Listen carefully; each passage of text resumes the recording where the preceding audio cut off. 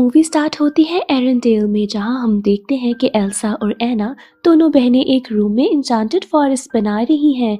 अब यहाँ पर इनके पेरेंट्स रूम में आते हैं, जहां पर किंग एग्नर, जो कि एल्सा और एना के फादर हैं, उनको बताते हैं कि आओ मैं तुम लोगों को एक स्टोरी सुनाता हूँ। वो बताते हैं कि कैसे इंचांटेड फॉरेस्ट में पहले 4 स्पिरिट्स का राज था, जो कि थी अर्थ, फायर, वाटर और एयर। वहाँ पर एक नॉर्थ अल्ट्रा नाम का ट्राइब भी रहता था, जो बहुत ही अलग था। थे तो वो सारे इंसान ही, बट बाकी सारे ट्राइब से कोई बात नहीं करते थे। और इसी वजह से किंग एग्नर के फादर यानी कि किंग रूनार्ड ने इन सबको अपने साथ अपनी किंगडम एरेंडेल से मिलाने के लिए एक डैम बना के दिया। साथ ही सारे रिसोर्सेज भी दिए ताकि वो जी सकें। डैम बनने के बाद यहाँ पर एक सेलिब्रेशन हुई थी, जिसके बाद ट्राइब के लोगों ने किंग रोनार्ड को वहाँ पर इनवाइट किया था। किंग रोनार्ड एग्नर को भी अपने साथ लेकर गए थे, जहाँ पर जंगल को एंजॉय करते हुए एग्नर जब खेल रहा था तो उसने देखा कि कैसे ट्राइब के लोगों और किंग की आर्मी के बीच में लड़ाई स्टार्ट हो गई है। इस लड़ाई में रोनार्ड तो नीचे गिर गया था और इसके बाद वहाँ की स्पिरिट्स बहुत नाराज हो गई थी। इसमें एग्नर बेहोश हो गया था। उसके बाद उसे कोई अजीब सी आवाज सुनाई दी थी, जिसके बाद उसको कुछ समझ नहीं आई और कोई उसे वहां से ले गया था। इस सब की वजह से वहां की स्पिरिट्स ने इस पूरे एन्चेंटेड फॉरेस्ट को मिस्ट में कवर कर दिया था। इसके बाद से ना कोई उस फॉरेस्ट में जा सका और ना ही वहां से कोई बाहर आया है। अब स्टोरी फिनिश करने के बाद किंग तो गुड नाइट कह के चले जाते हैं।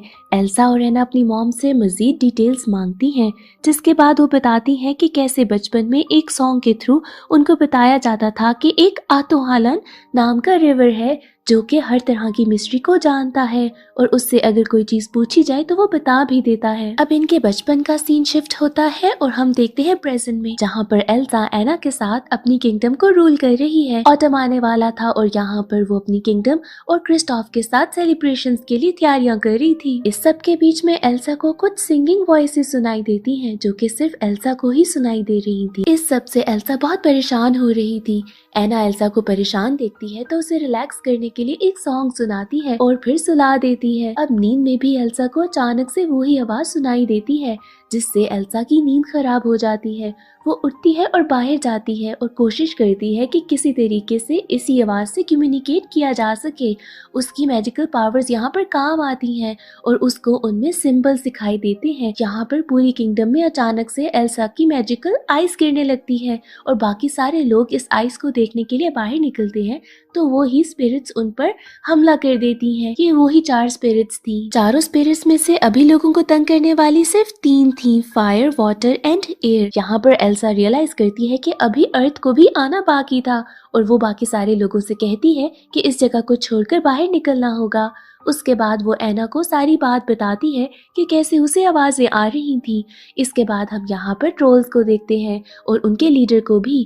वो एल्सा से कहता है कि उसे इस राज के बारे में जानना होगा। एल्सा का मानना था कि जो आवाज उसे सुनाई दे रही है वो अच्छी है। ट्रोल लीडर की बातों से एल्सा समझ जाती है कि अब उसे एरेंडेल को बचाने के लिए इंचेंटेड फॉरेस्ट जाना होगा। जिसके बाद वो एना, क्रिस्टोफ, ऑलिव और क्रिस्टोफ के रेनडियर पर चली जाती है इंचेंटेड फॉरेस्ट और वहाँ की तो मिस्ट भी इन सबको अंदर आने देती है। जब ये लोग फॉरेस्ट एंटर करते हैं तो देखते हैं कि हर जगह कितनी ज्यादा ब्यूटी है और इसी सब में सब अलग अलग हो जाते हैं। इसके बाद एना के साथ क्रिस्टोफ दिखाई देता है, जहाँ पर क्रिस्टोफ पहले भी बहुत दफा जैसे प्रपोज करने की कोशिश कर चुका था, यहाँ पे भी कोशिश करता है, बट एना उसे ऐसा करने नहीं देती और एल्सा को ढूंढने के बहाने से वहां चली जाती है। एल्सा दूसरी तरफ ऑलिव को ढूंढ रही थी, जो कि शायद कहीं गुम गया था। ये सब लोग मिलकर ऑलिव को ढूंढ ही रहे थे कि वहां पर अचानक से एयर स्टॉर्म आता है और इन सब लोगों को अंदर ले लेता है। पर यहाँ पर एयर स्पिरिट बाकी सब लोगों को बाहर निकाल देती है और एल्सा ही अंदर रह जाती है। एल्सा खुद को बाहर निकालने के लिए यहाँ पर अपनी मैजिकल पावर यूज करती है, तो उसे पास्ट के कुछ इवेंट्स नजर आते हैं, जैसे कि एग्नर को कोई औरत बचा रही थी। इसके बाद ये लोग अभी इन्हीं बातों में समझने की कोशिश में लगे थे कि इनको फिर से कुछ आवाज सुनाई देती है, जिसको ये फॉलो करते हैं। आवाज को फॉलो करने पे ये देखते हैं कि कैसे नॉर्थंड्रा के लोग और अभी तक एरेंडेल के लोग आपस में लड़ रहे हैं। इनकी आपस में मिसअंडरस्टैंडिंग अभी तक चल रही थी। यहाँ पर ऑलिव इन्हें समझाने की कोशिश भी करता है। यहाँ पर एल्सा अपनी पावर यूज करके सब कुछ रोकने की कोशिश करती है, तो सब लोग बहुत हैरान होते हैं उसकी पावर्स को देखकर। एल्सा उन्हें बताती है कि वो जल्द ही इस फॉरेस्ट को बचा लेगी। यहाँ पर अचानक से फायर स्पिरिट आती है जो हर जगह पर आग लगाने लगी थी। एल्सा अपनी पावर से इन सब को बुझाने की कोशिश करती है, जहाँ पर वो क्रिस्टोफ से कहती है कि एना को लेकर थोड़ा दूर चले जाओ, उसको कोई खतरा ना हो। इसके बाद फायर स्पिरिट जहाँ जहाँ जा रही थी और आग लगा रही थी, एल्सा उसको फॉलो कर रही थी ताकि आग को बुझा सके। अब अचानक से ये फायर स्पिरिट एक सैलामेंडर में बदल जाती है, जहाँ पर वो एल्सा से कहता है कि मुझे फॉलो करो, और एल्सा ऐसा ही करती है। एल्सा जब सैलामेंडर के पीछे जाने लगती है तो एना आकर उसे रोकती है, क्योंकि वो एल्सा को कहीं अकेले तो जाने नहीं दे सकती थी। एल्सा जब देखती है कि एना परेशान है तो वो अपनी मॉम की दी हुई शॉल, जो कि हमेशा एल्सा पहनती थी, एना को दे देती है। पीछे से आने वाले लोग जब ये देखते हैं तो वो बहुत हैरान होते हैं, क्योंकि वो शॉल नॉर्थ अल्ड्रा की ट्रेडिशनल शॉल थी। यहाँ पर हमें पता चलता है कि एल्सा और एना की मॉम नॉर्थ एल्ड्रा की ही एक लेडी थी और उन्होंने ही एग्नर को बचाया था। इस सब के बाद नॉर्थ एल्ड्रा के लोगों में और एरेंडेल के लोगों में सुलह हो जाती है। ये लोग बहुत ही ज्यादा खुश थे और एल्सा और एना को कहते हैं कि रात यहीं पे गुजारो। अब हम देखते हैं कि क्रिस्टोफ के पास एक नॉर्थ एल्ड्रा का लड़का आया है जो कि उसे प्रपोज करने के तरीके बता रहा था। इसके बाद एना वहाँ के कैप्टन के पास थी और एल्सा के पास एक नॉर्थ एल्ड्रा के ट्राइब की लड़की थी जो कि उसको शॉल पे बने सिंबल्स के बारे में बता रही थी। वहाँ पर 5 सिंबल्स थे और वो बताती है कि कैसे एक 5th स्पिरिट भी है जिसको अभी तक किसी ने नहीं देखा। वो बताती है कि कैसे ये स्पिरिट लोगों को नेचर से जोड़ेगी और जिस दिन ये मिस्ट आई थी उस दिन उस स्पिरिट की आवाज भी सुनाई दी गई थी।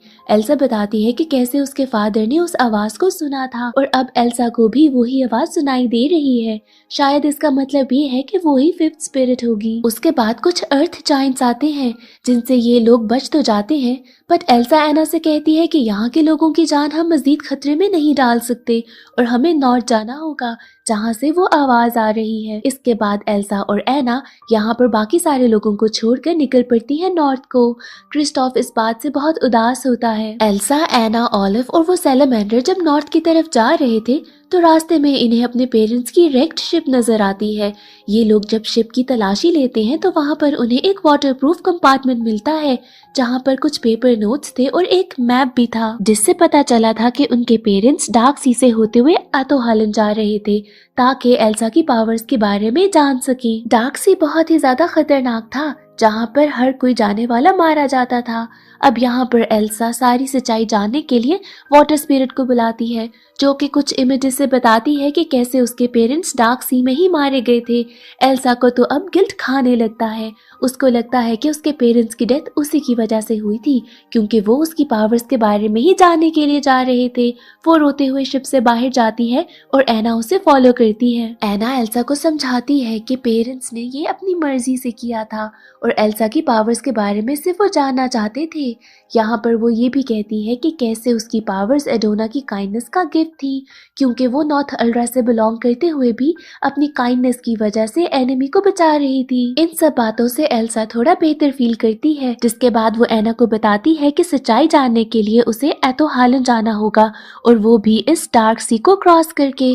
बट वो ये सब अकेले करना चाहती है और वो किसी और की जान को मजीद खतरे में नहीं डाल सकती।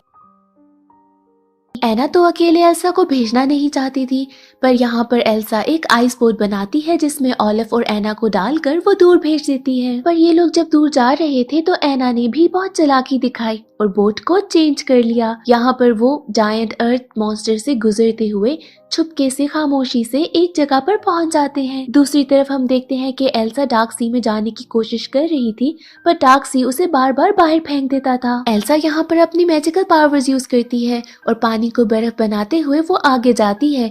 यहाँ पर वाटर स्पिरिट आती है जो कि बहुत ही गुस्से में थी। एल्सा उसे काम करती है जिसके बाद वो एक हॉर्स बनता है और एल्सा को लेकर आतोहालन पहुंच जाता है जो कि पूरा ग्लेशियर से कवर्ड था। एल्सा को पता चल जाता है कि आवाज यहाँ से ही आ रही है और वो अंदर जाने लगती है। वहाँ पर जाकर उसे एडोना की स्पिरिट नजर आती है और उसे पता चलता है कि वो खुद ही 5th स्पिरिट है जो कि लोगों को नेचर से कंबाइन करती है। इसके साथ ही एल्सा को कुछ इमेजेस नजर आती है पास्ट की, जहाँ से स्टोरी काफी क्लियर हो जाती है। उसे पता चलता है कि उसके ग्रैंडफादर ने यानी कि किंग रोनाल्ड ने डैम इसलिए नहीं बनाया था कि वहाँ के लोगों को रिसोर्सेज मिल सके, बल्कि इसलिए बनाया था कि नॉर्थ अल्ट्रा के लोगों की मैजिकल पावर्स को खत्म कर दिया जाए। अब इन इमेजेस को फॉलो करते करते एल्सा आतो हालन के डीपर पार्ट में चली जाती है, जो कि वहाँ का डार्केस्ट पार्ट था। जैसे वो डीपर पार्ट में जाती रहती है वो स्लोली फ्रीज होने लगती है। यहाँ पर उसको ये एक और डिटेल पता चलती है कि उसके ग्रैंडफादर ने ही वहाँ के लीडर को मार दिया था जब वो बिल्कुल अनआर्म्ड बैठा हुआ था। इसके साथ ही कि पहले एल्सा पूरी फ्रीज हो जाती, वो एक मेमोरी बनाकर एना तक भेज देती है ताकि उसे पता चल सके कि सच्चाई क्या थी। ये सारी मेमोरी एना और ऑलिव तक पहुंच जाती है, जहां पर एना सोचती है कि अब डैम को किसी भी तरीके से तोड़ना होगा ताकि वहां की मिस्ट एंड हो जाए और सारी स्पिरिट्स खुश हो जाए। पर इस तरह से तो एरेंडेल में फ्लड आ जाना था। अब यहाँ पर ऑलिव एना को बाहर जाने का एक रास्ता बताता है, पर स्लोली स्लोली ऑलिव फेड होने लगता है। यहाँ पर एना को समझ आ जाती है कि एल्सा जरूर किसी खतरे में है। देखते ही देखते ऑलिव एना के हाथों में खत्म हो जाता है, जिसके बाद एना वहाँ से उदास बाहर निकलती है और अर्थ मॉन्स्टर्स को उठाने की कोशिश करती है कि वो उनको फॉलो करे। यहाँ पर अर्थ मॉन्स्टर्स बाहर निकलते हैं और एना को फॉलो करने लगते हैं। आगे वहाँ पर एरेंडेल वाली आर्मी भी थी, जहाँ पर चीफ कोशिश करता है कि एना के साथ मिलकर मॉन्स्टर्स को जगाए। इन सब का प्लान था कि अर्थ मॉन्स्टर्स को प्रोवोक करे ताकि वो ये डैम किसी तरीके से तोड़ दे, और बिल्कुल ऐसा ही होता है। यहाँ पर अर्थ मॉन्स्टर्स प्रोवोक होकर वहाँ डैम की तरफ बड़े बड़े पत्थर फेंकने लगते हैं, जिसकी वजह से डैम टूट जाता है और पानी फ्लो करने लगता है। यहाँ पर तो एना गिरते गिरते बचती है, उसे क्रिस्टोफ बचा ही लेता है, और जैसे ही डैम टूटता है स्पिरिट्स खुश होकर एल्सा को भी फ्री कर देती हैं। डैम से निकलता हुआ पानी बहुत ही तेजी से फ्लो कर रहा था एरेंडेल की तरफ, और ऐसे तो पूरी एरेंडेल किंगडम ही फ्लड कर जानी थी। बट यहाँ पर एल्सा अपने वाटर हॉर्स पर पहले ही पहुंच जाती है, जहाँ पर वो एक आइस फॉल बनाती है और पानी को कंट्रोल कर लेती है। इसके बाद वो इंचेंटेड फॉरेस्ट जाती है, जहाँ पर मिस्ट खत्म हो चुकी थी। इसके बाद सब बहुत खुश हो जाते हैं और हर कोई फ्री हो जाता है। एल्सा और एना एक बार फिर से मिलती हैं। एल्सा एना को बताती है कि कैसे वो ही फिफ्थ स्पिरिट है, और वो ही है जो कि लोगों को नेचर से मिलाती है, और वो एक ब्रिज की तरह है जिसका दूसरा एंड एना है, क्योंकि ये दोनों ही नेचर और ब्यूटी लोगों को कनेक्ट करते हैं। इसके बाद एल्सा अपनी पावर से फिर से ऑलिव को रिवाइव करती है। इसके बाद हम देखते हैं कि क्रिस्टोफ एना को एक बार फिर से प्रपोज करता है, और इस बार एना मान जाती है। इसके बाद सीन शिफ्ट होता है एरेंडेल किंगडम में, जहां हम देखते हैं कि एना वहां की न्यू क्वीन बन चुकी है और एल्सा बन गई है एन्चेंटेड फॉरेस्ट की प्रोटेक्टर। यहाँ पर एक लेटर आता है एल्सा को, जो कि एना ने भेजा था। वो उससे मिलने के लिए जाती है और यहाँ पर मूवी एंड हो जाती है।